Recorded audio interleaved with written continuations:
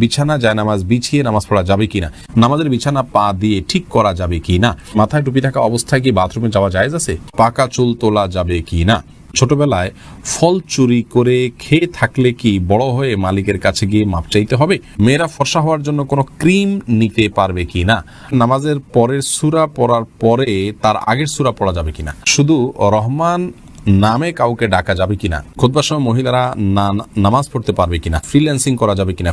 সৈয়দ তাইফুর রহমান তাহসিন জানতেছেন, মাথায় টুপি থাকা অবস্থায় কি বাথরুমে যাওয়া জায়েজ আছে? কোনো অসুবিধা নেই, যাবেন, বরং অনেক ওলামাদের মতে খালি মাথায় যাওয়া মাকরুহ, কিছু একটা থাকা উচিত, কোনো অসুবিধা নেই মাথায় টুপি থাকলে বাথরুমে যেতে। এনায়েতুল্লাহ মিশকাত জানতে চেয়েছেন, শুধু রহমান নামে কাউকে ডাকা যাবে কিনা? না, উচিত নয়। রহমান এটা আল্লাহর নাম, অতএব শুধু রহমান নামে কারো ডাকা উচিত নয়। আব্দুল্লাহ অথবা আব্দুর রহমান এরকম ডাকবেন। আল্লাহর যে নামগুলোর অর্থ মানুষের জন্য ফিট হতে পারে এরকম নাম আপনি রাখতে পারেন, এরকম নাম রাখা যেতে পারে, যেমন রউফ, রহিম, এরকম নামে কাউকে ডাকা যেতে পারে। কিন্তু রহমান আল্লাহর এমন নাম যেটি অন্য কারোর জন্য ফিট হয় না, আল্লাহ তাআলার মৌলিক নাম বলে অনেক স্কলাররা মত দিয়েছেন, যার কারণে এটি কোনো মানুষকে রহমান বলে ডাকা উচিত নয়। ফৌজিয়া আফরিন জানতেছেন, খুতবার সময় মহিলারা নামাজ পড়তে পারবে কিনা? হ্যাঁ বোন, পড়তে পারবে, কোনো অসুবিধা নেই। খুতবা শুরু হলে মহিলা নামাজ পড়তে পারবেন না এমন কোনো কথা নেই। সাইফুর রহমান সিয়াম জানতে চেয়েছেন, পাকা চুল তোলা যাবে কি না? পাকা চুল আপনার একটা বা দুইটা হয়, সেটা তোলা উচিত নয়। কোনো কোনো হাদিসে এটি নিষিদ্ধ রয়েছে।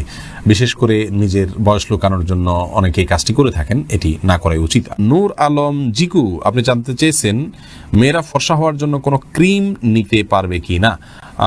নিজের সৌন্দর্যকে, নিজের প্রকৃত রঙকে লুকানোর জন্য যদি এরকম কোনো ক্রিম ব্যবহার করে বিয়ের সুবিধার জন্য, যাতে মানুষ ফর্সা দেখে বিয়ে করে, পরবর্তী দেখবে যে পুরো শরীর কালো, এরকম করলে প্রতারণা হবে, সেজন্য এটা নাজায়েজ হবে, হারাম হবে।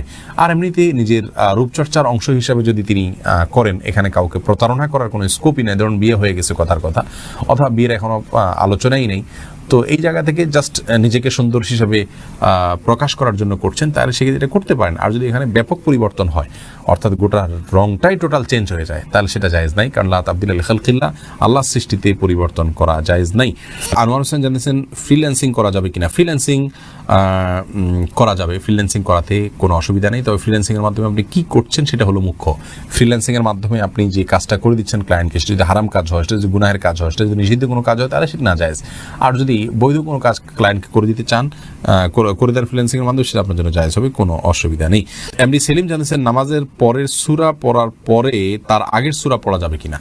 আগে পরের সূরা পড়ে শেষে আগের সূরা, দ্বিতীয় রাকাতে আগের সূরা পড়েন, অর্থাৎ উল্টার দিকে গেলেন, এটি করা মাকরুহ, না করা উচিত। সিরিয়াল মেনটেন করতে পারলে ভালো, কিন্তু যদি এরকম কেউ করেন, কোনো নামাজ হবে না এরকম কোনো সমস্যা নেই, নামাজ হয়ে যাবে ইনশাআল্লাহ তাআলা। মুদাররিসুন ফাহিম আপনি জানতে চেয়েছেন, ছোটবেলায় ফল চুরি করে খেয়ে থাকলে কি বড় হয়ে মালিকের কাছে গিয়ে মাপ চাইতে হবে? ছোটবেলায় যদি ফল চুরি করে খেয়ে থাকেন, বড় হওয়ার পর মালিকের কাছে মাপ চাওয়ার সুযোগ থাকলে চাইবেন, নিশ্চয়ই মালিক মাফ করে দিবেন, এতে কোনো সন্দেহ নেই। অতএব সুযোগ থাকলে অবশ্যই চাইবেন। বুখারী হাদিসে আসছে, নবী সাল্লাল্লাহু আলাইহি ওয়াসাল্লাম বলেছেন, সেদিন আসার আগেই তোমাদের কারোর ইজ্জত নষ্ট করে থাকলে, কারোর সম্পদ হানি করে থাকলে মাপ চেয়ে নাও, তার কাছ থেকে চুকায়া নাও, লেনদেন ক্লিয়ার করে নাও। ওই দিন আসার আগে, যেদিন আল্লাহ রাব্বুল আলামিনের কাছে সবাই উপস্থিত হবে এবং কেউ কাউকে ছাড় দিবেই না, বরং সেদিন আমল ছাড়ার কিছু দিয়ে পাওনা পরিশোধ করার কোনো সুযোগ থাকবে না। অতএব সুযোগ থাকলে অবশ্যই তার কাছে মাপ চেয়ে নেবেন আপনি। তাসলিমা আক্তার জানতেছেন, নামাজের বিছানা পা দিয়ে ঠিক করা যাবে কি না? নামাজের বিছানা পা দিয়ে ঠিক করতে কোনো অসুবিধা নেই। আলেয়া খানম জানতে চেয়েছেন, বিছানা জায়নামাজ বিছিয়ে নামাজ পড়া যাবে কিনা? বিছানা জায়নামাজ বিছিয়ে নামাজ পড়া যাবে, কোনো অসুবিধা নেই।